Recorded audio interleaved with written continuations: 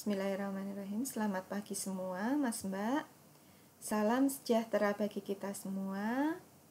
Hari ini kita di pertemuan kedua ya, di mata kuliah PKN, membahas tentang materi Pancasila dalam perspektif sejarah perjuangan bangsa Indonesia. Nah, Mas Mbak semua, ini nanti kita akan banyak sekali membahas tentang kerajaan kuno di Indonesia ya.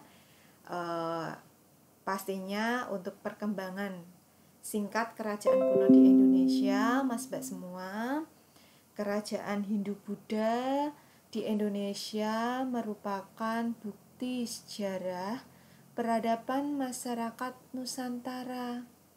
Maksud dari kerajaan Hindu-Buddha ini sendiri adalah kerajaan-kerajaan yang memiliki corak agama Hindu dan atau agama Buddha.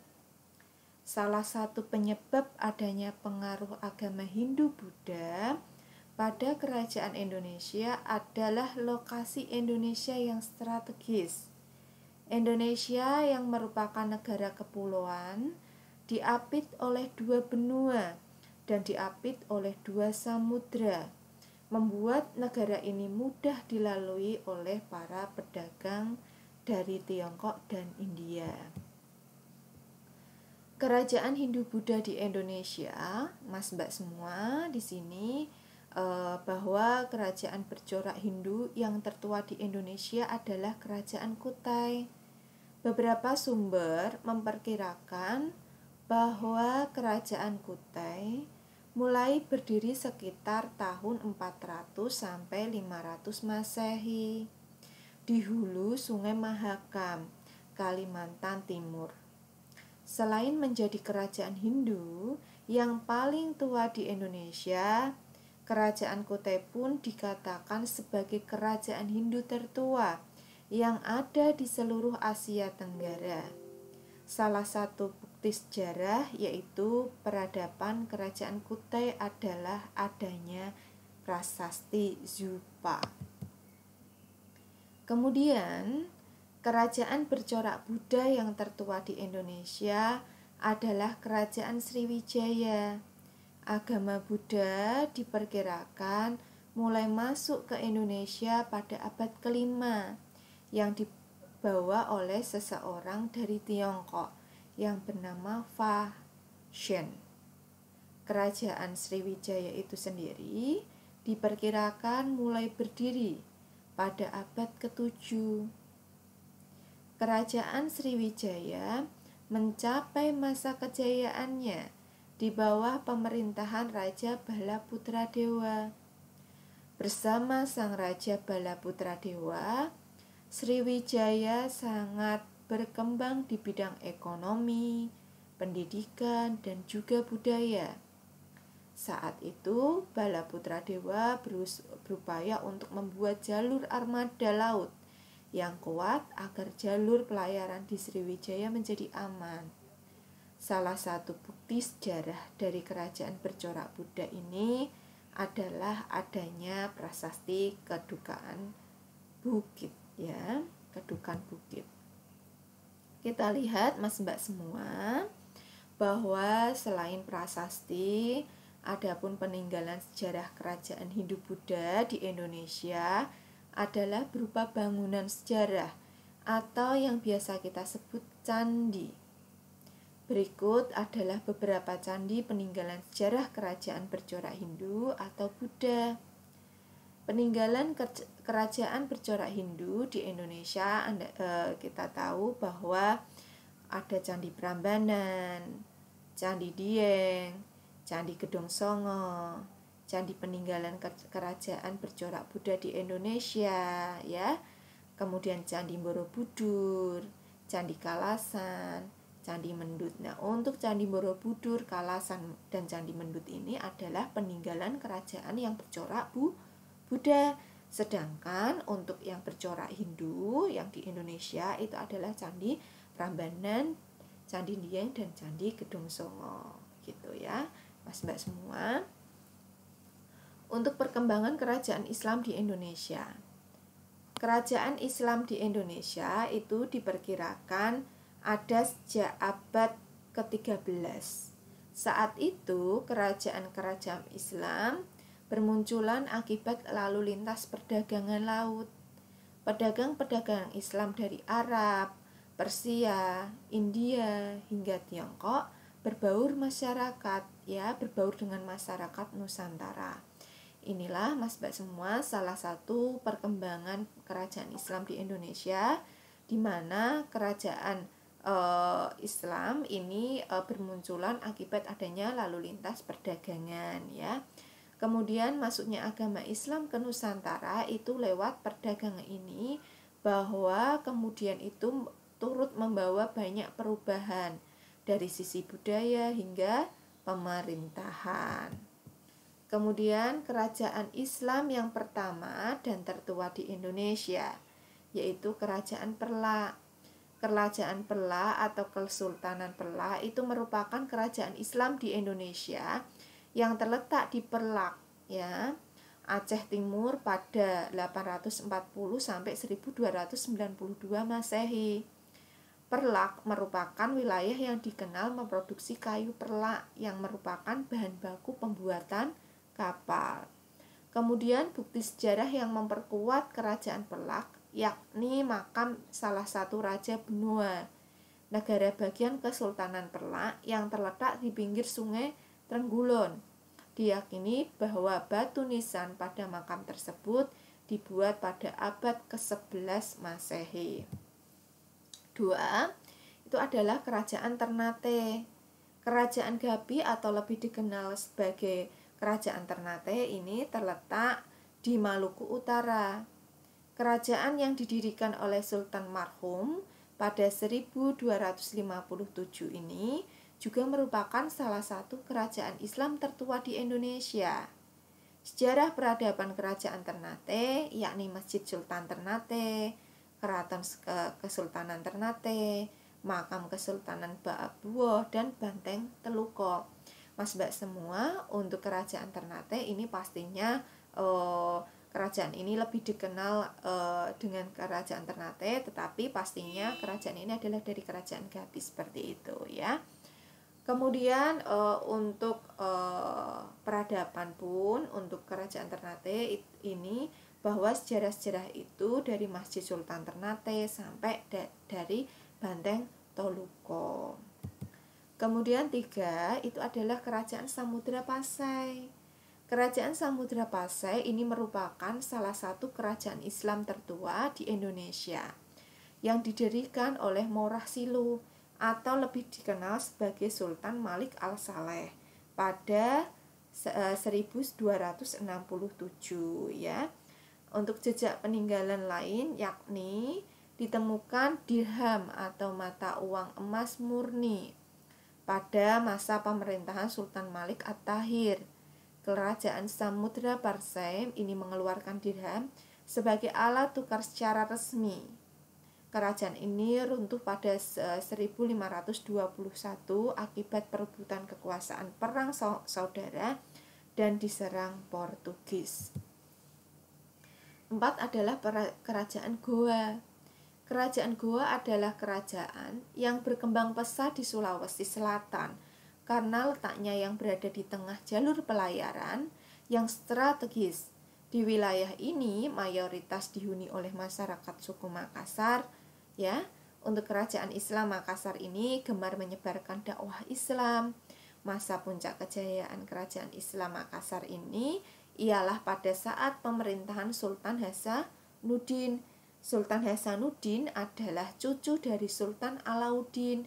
Museum Bala Lampau, Bentang Fort Rotterdam, dan Banteng Somba Opu.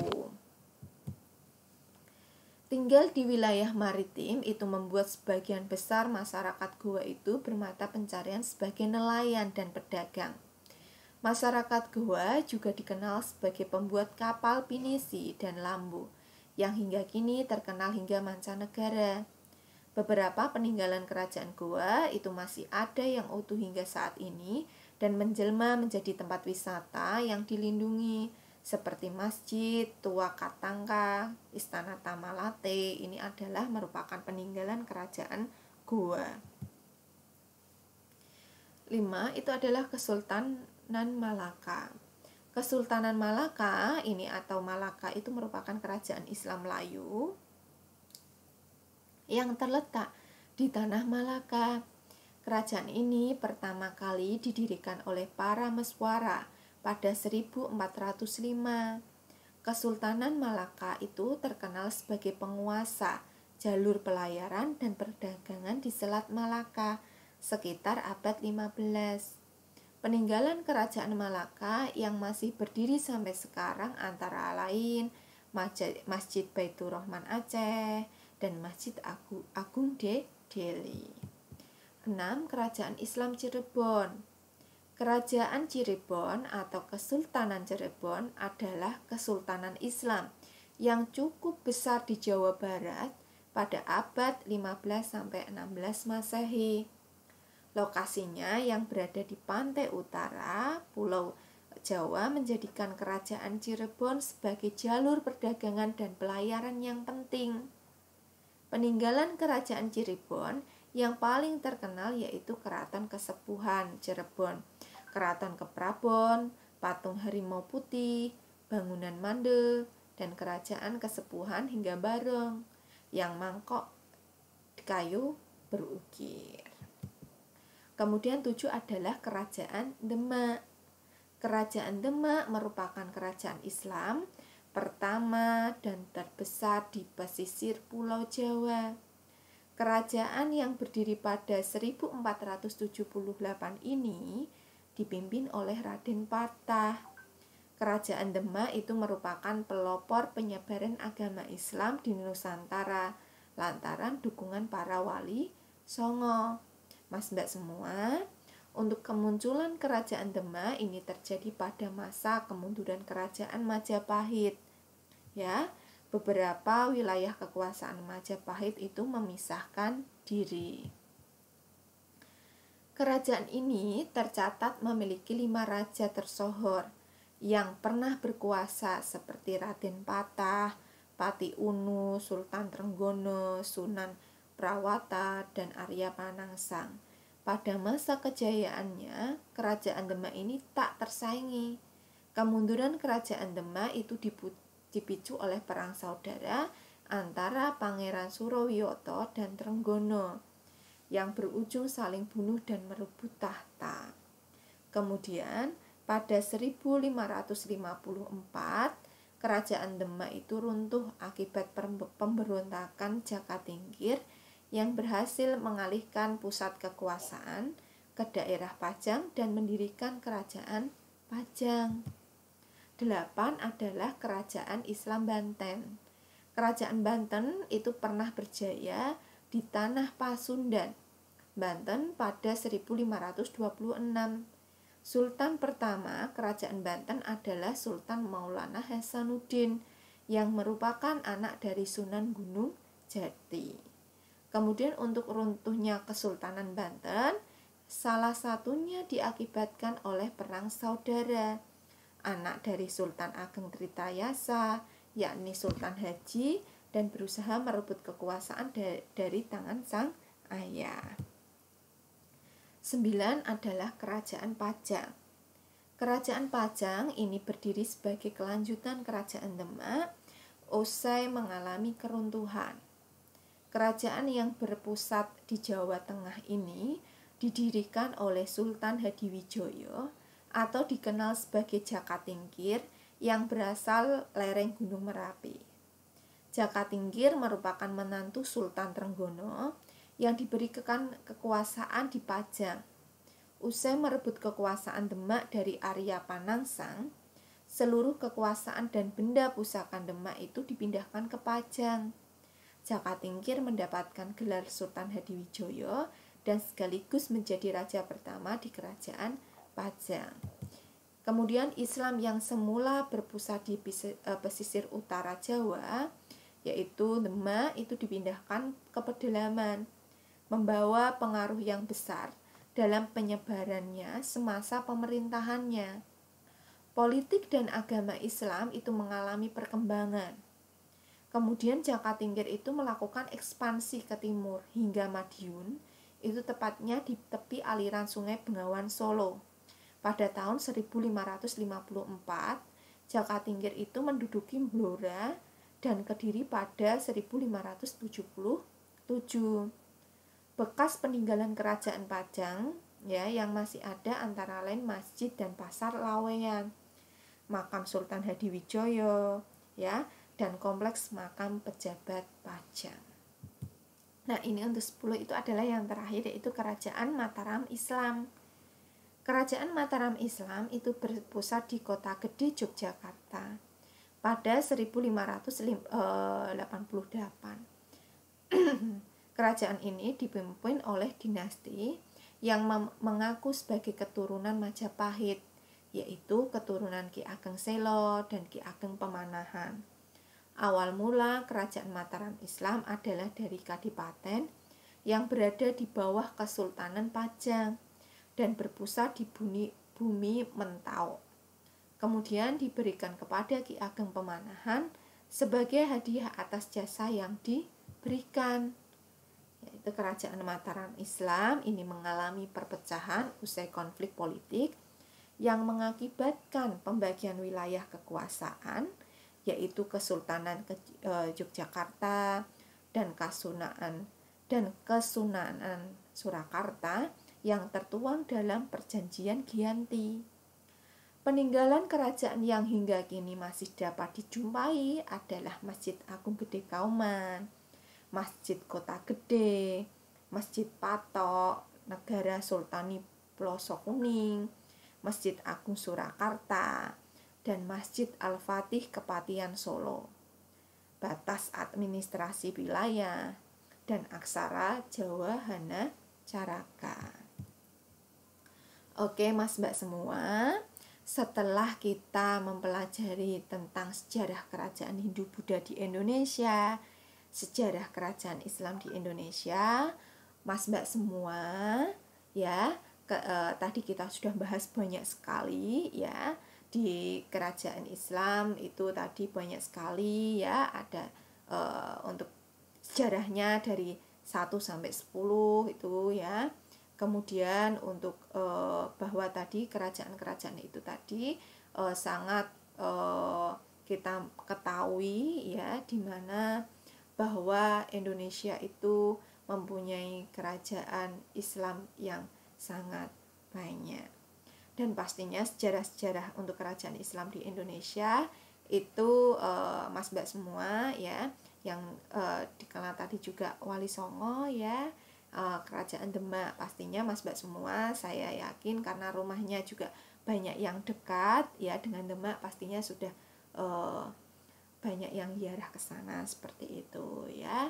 Mas Mbak semua, untuk pertanyaan di bawah ini Anda menjawabnya itu dengan singkat saja ya. Maka untuk agar materi yang tadi saya sampaikan itu benar-benar Anda paham Mas Mbak semua, sekarang Anda kerjakan dulu ya. Untuk pertanyaannya itu yang pertama adalah jelaskan sejarah kerajaan Hindu dan Buddha di Indonesia ya. Anda jelaskan untuk sejarahnya untuk kerajaan Hindu itu bagaimana dan Buddha itu bagaimana di Indonesia. Pastinya tadi Anda masih mengingat ya, seperti candi untuk kerajaan Hindu itu ya, untuk peninggalan agama Hindu seperti apa ya, untuk Buddha ya apa seperti itu kan Anda tadi sudah paham ya. Ada yang ada yang Candi Gedong Songo ya, ada Candi Prambanan seperti itu. Nah, nanti pastinya Anda mengetahui agar Anda lebih memahami dari materi ini tadi, pastinya dengan menjawab pertanyaan ini ya. Mas Mbak semua, jangan lupa Anda nanti login di Siakat ya, presensi Mas Mbak semua, karena presensi itu di Siakat adalah bukti Anda mengikuti perkuliahan mata kuliah PKN di pertemuan kedua hari ini. Seperti itu ya. Jangan lupa Mas Mbak semua untuk login dan presensi di Siakat ya. Nah, oke Mas Mbak semua, saya rasa sudah cukup untuk pertemuan hari ini ya. Di pertemuan kedua kaitannya dengan materi tadi, kaitannya dengan sejarah ya, sejarah kerajaan Hindu dan Buddha di Indonesia, kerajaan untuk sejarah kerajaan Islam di Indonesia juga. Oke Mas Mbak semua, saya rasa sudah cukup. Terima kasih atas perhatiannya. Selamat pagi. Semoga materi yang Bu Siti sampaikan ini tadi bermanfaat buat Anda ya. Makasih. Selamat pagi. Wassalamualaikum warahmatullahi wabarakatuh.